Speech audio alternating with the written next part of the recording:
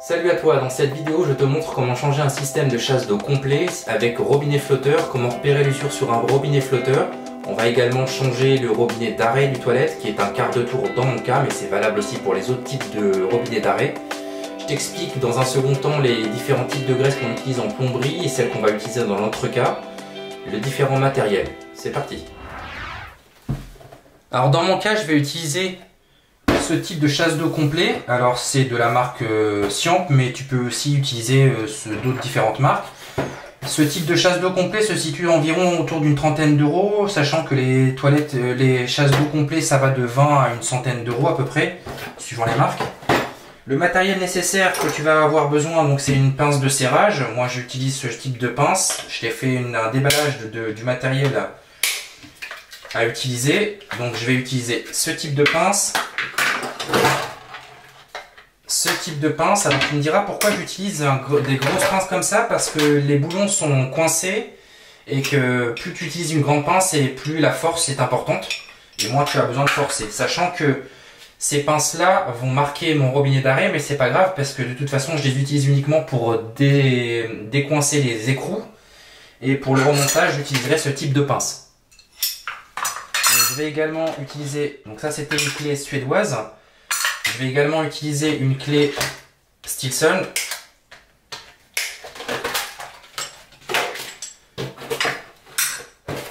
Et ce type de kit, je te mettrai ça en description si ça t'intéresse.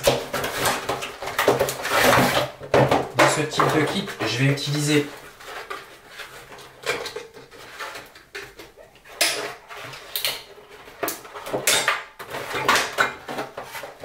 la pince qui est fournie.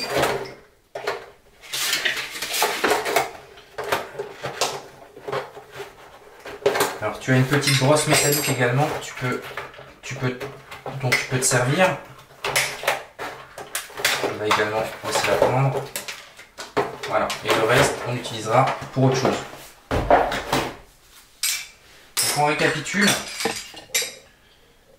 Clé Stilson, clé suédoise. Ça c'est pour le remontage avec cette clé là qui est fournie dans le kit. Et ça c'est pour le serrage également. Voilà les trois graisses que j'utilise en plomberie. Ça c'est la graisse silicone qu'on va utiliser dans notre cas. Ça c'est pour tout ce qui est immergé dans l'eau. Elles sont les trois insolubles à l'eau. Et ça c'est pour tout ce qui est joint, robinetterie, vanne vapeur, etc., etc. Enfin, dans notre cas on va utiliser plutôt ce type de graisse. On commence par démonter le capot de la cuve en dévissant la petite bague qui est là. On retire ça. On tire la chasse d'eau.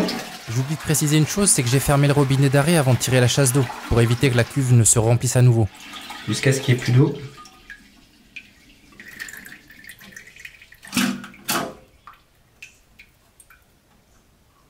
On remarque que dans le fond, il y a toujours un petit peu d'eau.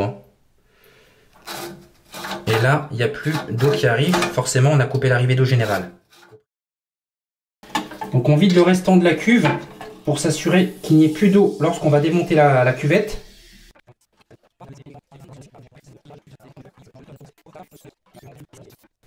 Voilà, une fois que tu as vidé l'ensemble de ton eau du niveau de ta cuve, tu vas pouvoir démonter les deux vis qu'il y a en dessous. Ça, c'est les vis que tu dois démonter. Il y en a une de chaque côté. Une fois qu'on est en dessous, il y a deux vis à dévisser. Alors, si elles sont dures, tu peux utiliser ce type de pince, bien évidemment, de cette manière. Alors, soit elles sont en métal, soit elles sont en plastique.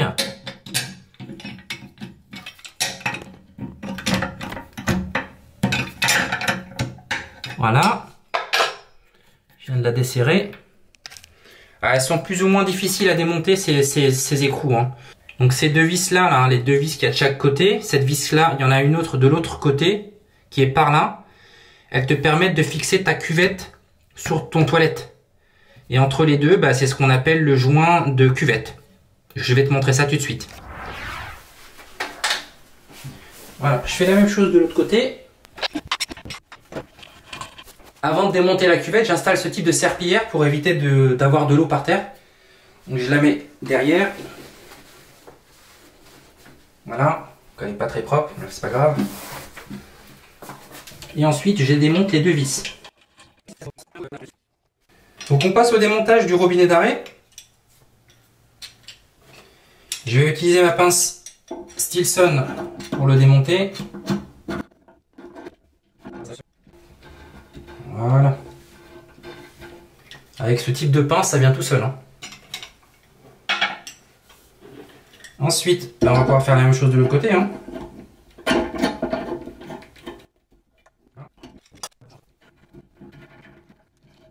Voilà.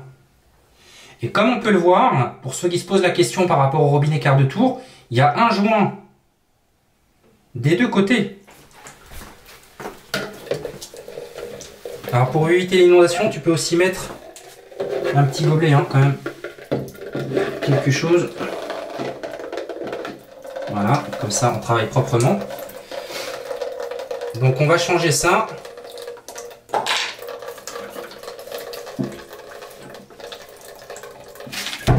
On va démonter la toilette. Et on va vider ça.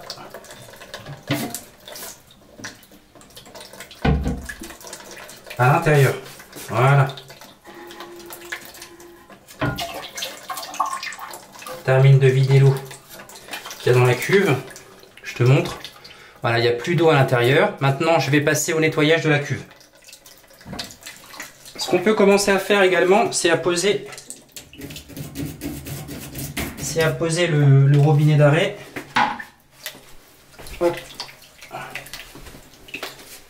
Si tu as l'eau qui coule comme ça, ce que tu peux faire, c'est de poser ton robinet d'arrêt. Alors les robinets d'arrêt, ils sont fournis généralement avec un joint. Moi, je n'utilise jamais les joints qui sont fournis avec. Ils sont trop fins. J'utilise souvent des joints qui sont en 12-17. Hein. Dans l'occurrence, ça c'est un robinet d'arrêt 12-17.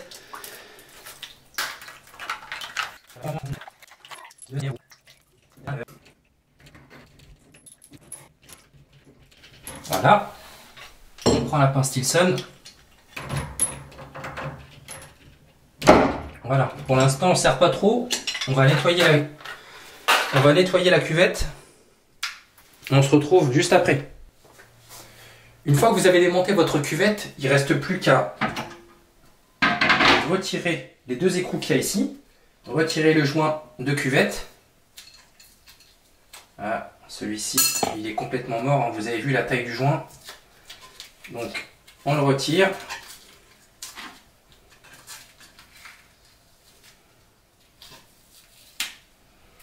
Voilà, on va nettoyer ensuite l'intérieur de la cuvette et puis cette surface et cette surface. On retire les deux petits écrous qu'il y a ici.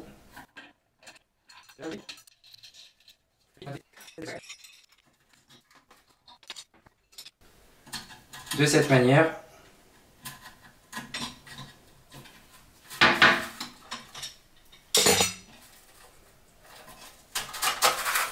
Voilà, alors là on voit bien le dépôt de tartre qui a complètement bouffé le joint.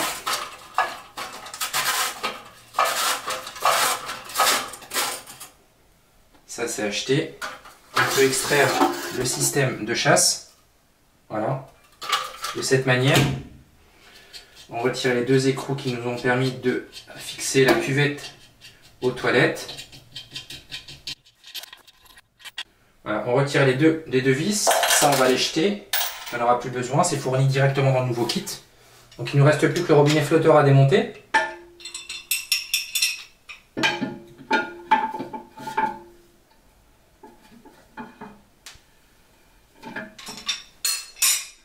De cette manière. Une fois que vous avez démonté ça, l'ensemble du système de chasse est démonté. Voilà. Il n'y a pas de joint. Hein. En tout cas, il n'y avait pas de joint. On va nettoyer l'intérieur, on va nettoyer tout ça, puis on se retrouve juste après. Allez. Une fois que vous avez nettoyé l'intérieur de votre cuvette, votre toilette et le dessous, vous avez veillé à bien retirer tout le joint qui restait collé. Donc là, c'est parfaitement bien nettoyé. J'ai fait ça avec du produit anti-calcaire. Une fois qu'on a fait ça, on va pouvoir poser ça sur le sol et ouvrir notre kit. Juste avant d'ouvrir le kit, en fait, je voulais vous montrer l'usure d'un robinet flotteur. L'usure du robinet flotteur, en fait, ici. Je sais pas si vous allez bien le voir. Mais le robinet flotteur, en fait, coince à cet endroit-là. C'est le plastique, en fait, qui est très fin. Qui a été carrément bouffé des deux côtés.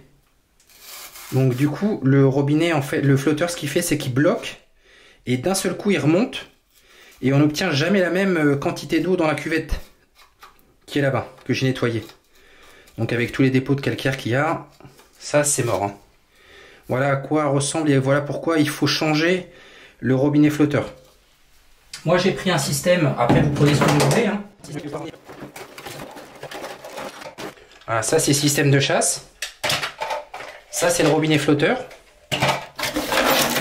Le joint de cuvette, qui est en mousse, hein, comparé à celui-là. Ah, vous voyez bien la différence. Ah, inutile de vous dire que celui-là il est mort. On va positionner là. Ça c'est la clé qui vous est fournie pour serrer votre petite bague à l'extérieur de la cuvette. Et toute la visserie qu'on a démontée tout à l'heure.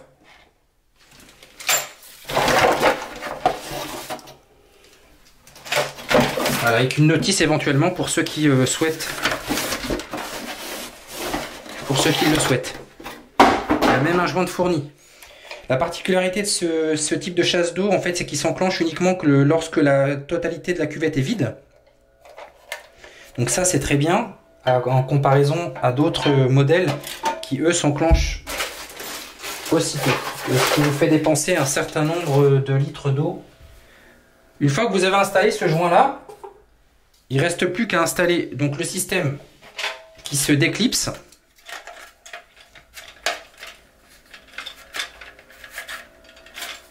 Voilà, c'est un système en fait qui s'enclenche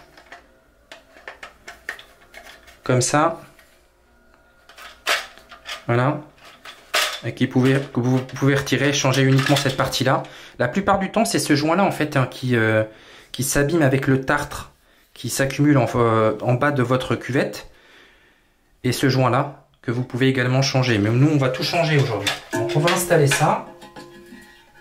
Une fois que vous avez fait ça, on va installer ensuite les vis qui sont fournies dans le kit. Ces vis là.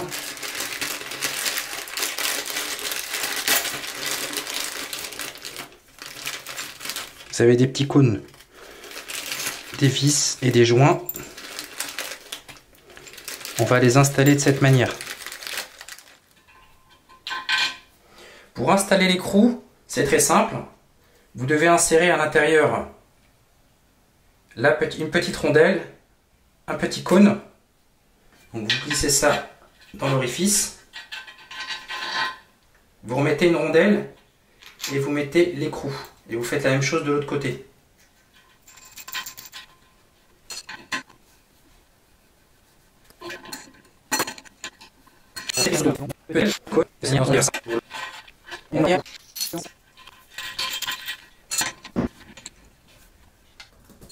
Une fois que vous avez vissé ces deux vis, vous reprenez votre joint d'ici, vous l'insérez comme ceci. Comme ça, vous êtes sûr qu'il est en place. Et vous remettez le tout. Voilà, c'est pas plus dur que ça.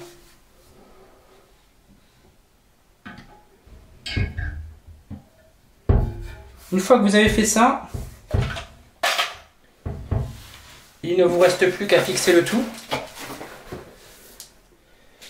Il n'y a plus qu'à remettre les petits écrous qui sont fournis avec en dessous et à visser. Voilà, une fois que c'est serré, vous allez arriver en butée, quasiment. Votre cuvette ne doit plus bouger. Hein. Là, c'est le cas.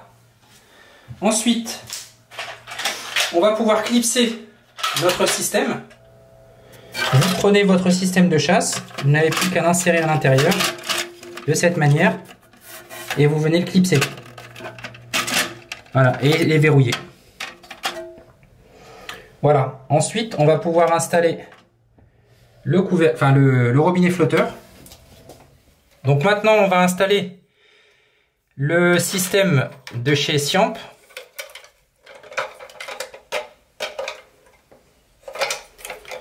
Donc comme ça va dépasser un petit peu, moi je vais rajouter des rondelles métalliques à l'intérieur de manière à pouvoir réduire la distance qui va sortir de ma cuve. Je vais rajouter le joint qui est fourni par Siamp. Je mets un petit filtre, un joint fibre plutôt, entre les deux et ensuite je viens visser.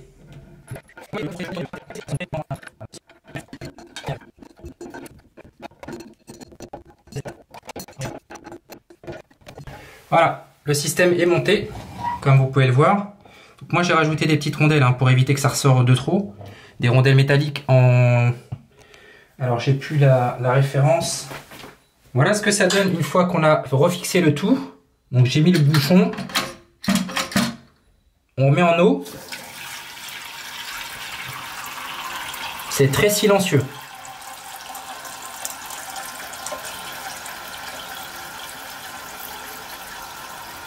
On s'assure qu'il n'y ait pas de fuite, bien entendu. Voilà, c'est parfait. Au niveau du joint de cuvette également, on passe ses mains. Il n'y a absolument aucune fuite. C'est très bien. Au niveau des deux écrous, c'est pareil. Il n'y a absolument aucune fuite. Et je vous précise que j'avais mis un peu de graisse silicone sur mes boulons et mes écrous en bas. Mes deux écrous, j'ai mis de la graisse silicone de manière à ce qu'il n'y ait pas de problème au démontage si un jour j'ai besoin de le démonter. Donc il n'y a pas de fuite, c'est absolument sec. Donc, et maintenant ce robinet d'arrêt fonctionne contrairement à l'autre qui était auparavant cassé. Et voilà, on tire la chasse.